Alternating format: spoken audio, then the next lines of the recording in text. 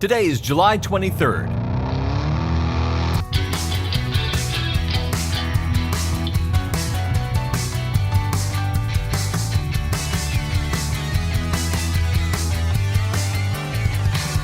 It's the 205th day of the year, and this is the On This Day podcast. On this day in 1983, an Air Canada Boeing 767 runs out of fuel at 41,000 feet over Red Lake, Ontario, Canada. First, a fuel pressure warning light goes off. The pilots assume it's a problem with the fuel pump, which is not a problem because gravity will pull the fuel down to the engines without a running pump. But then a second fuel pump warning signals, and then the left engine fails. The pilots prepare to make an emergency single-engine landing.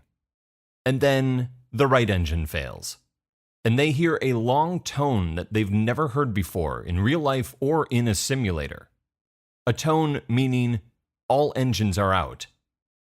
They've lost all engine power.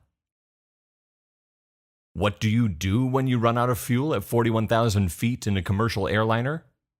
Well, in 1983, that's never been covered in simulator training because no one ever thought it would happen. So the pilots consult the manual, and there's nothing in there about running out of fuel mid-flight either, because no one thought it would happen. But it happens on this day in 1983 to Air Canada Flight 143, because before takeoff, the fuel load is loaded into the flight computer incorrectly. It's entered by the ground crew into the system in pounds rather than kilograms. And the flight crew, they don't catch the mistake when they double-check and approve the figures. So that means the 767 takes off from Montreal en route to Edmonton with less than half of the fuel necessary to get there. Oh boy. And to make matters worse, the hydraulic systems that enable the pilots to, control the plane, those are powered by the engines. But there is a straight man in this dark comedy of errors, and that is whoever added the ram air turbine to the design of the 767.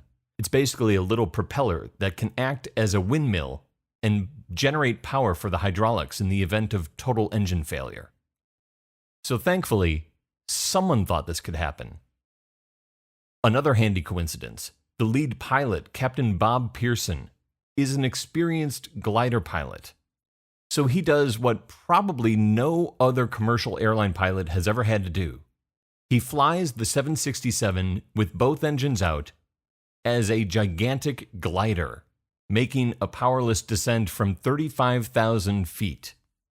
Pearson and First Officer Maurice Quintal have a backup instrument that tells them their altitude, but they have to guess as to what their airspeed is, as well as their distance to the airport. And Quintal's best guess is that they're not going to make it to Winnipeg. So he recommends they land at a former Air Force base in Gimli, Manitoba, that has been converted to a racetrack, the Gimli Motorsports Park.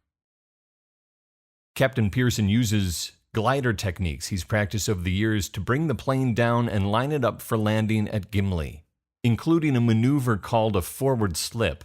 It's a way to reduce airspeed, which Pearson uses when it appears that they might overshoot the racetrack. The pilots use what's called a gravity drop to lower the landing gear, and it's just what it sounds like. They open the landing gear compartments, let the wheels drop down, and cross their fingers that they lock in place. Pearson and Quintal have one shot at this. Oh, and it's Saturday. There's a race on, and there are loads of spectators at the track. That too. The pilots line up the plane with the decommissioned runway and come in for the landing. Now the only problem is a guardrail that was installed down the middle of the length of the old runway for drag races. And when they set the plane down, another problem. The front landing gear didn't lock in place, and it collapses. But another handy coincidence. Those two problems combined are what prevents the landing from turning into a total disaster. With the front wheel collapsed, the nose of the plane scrapes along the guardrail, which prevents the body of the plane, the wings, and the engines from scraping along the ground and bursting into a massive explosion. That and the exceptional flying skills of Captain Bob Pearson and First Officer Maurice Quintal, who safely land the 767 that earns the nickname the Gimli Glider, after running out of fuel at 41,000 feet, on this day in 1983. No one on the ground is seriously injured, and all 69 aboard the Gimli Glider survive.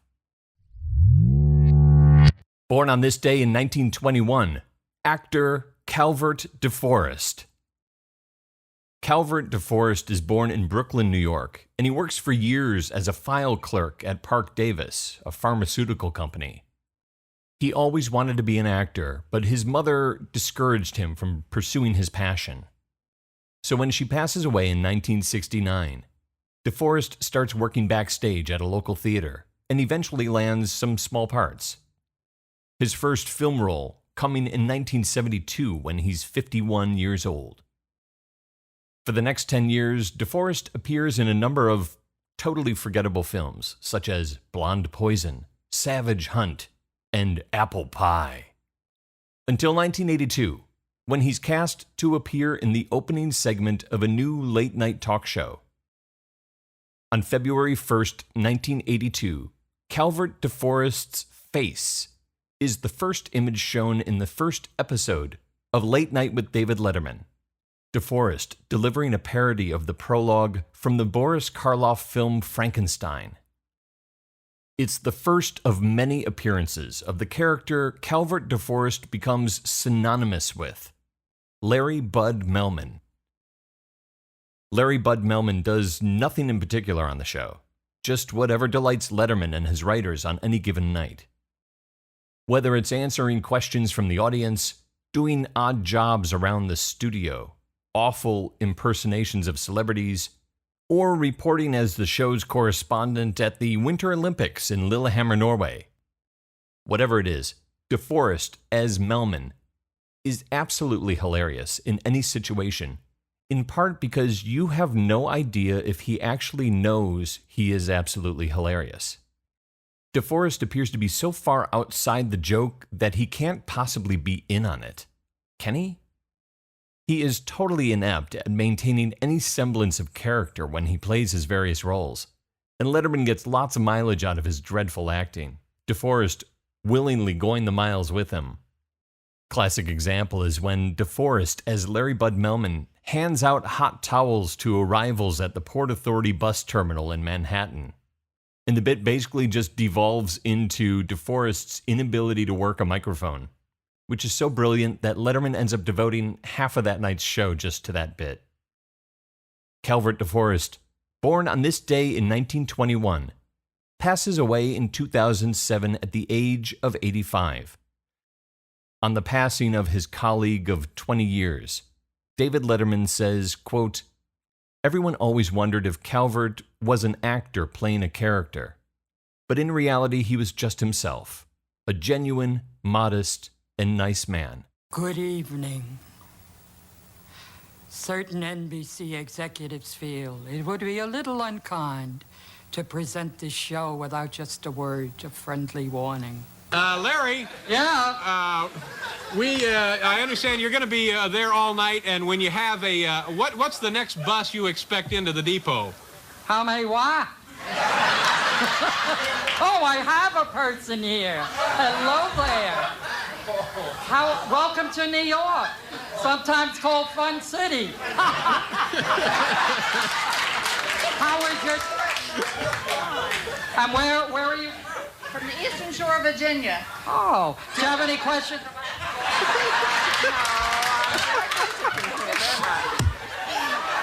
Oh, that's wonderful. Did you have a snack on? Well, won't you please have a hot... Oh, my God. Okay. Oh, Larry, can you hear me now? Yeah, I can hear you. Okay. Do you know... Thank you. Okay. All right. Are you having a good time? Oh, fabulous. All right. Well, you're doing a fine job. Well, thank you very much. Okay, we'll be back to you. All right, bye now. There are 161 days left in the year. On This Day is produced by me, Dave Schultz. Thank you very much for listening. Born on this day in 1938, Charles Harrelson. Harrelson is suspected by conspiracy theorists of having a hand in the assassination of JFK. He's believed to be one of the 3 tramps detained by police that day in Dealey Plaza. Harrelson is convicted of assassinating Judge John Wood Jr. in 1979, and another man before that. His son Woodrow is also born on this day in 1961. You know Woodrow better as actor Woody Harrelson. So if you're still listening, How may why? talk to you tomorrow.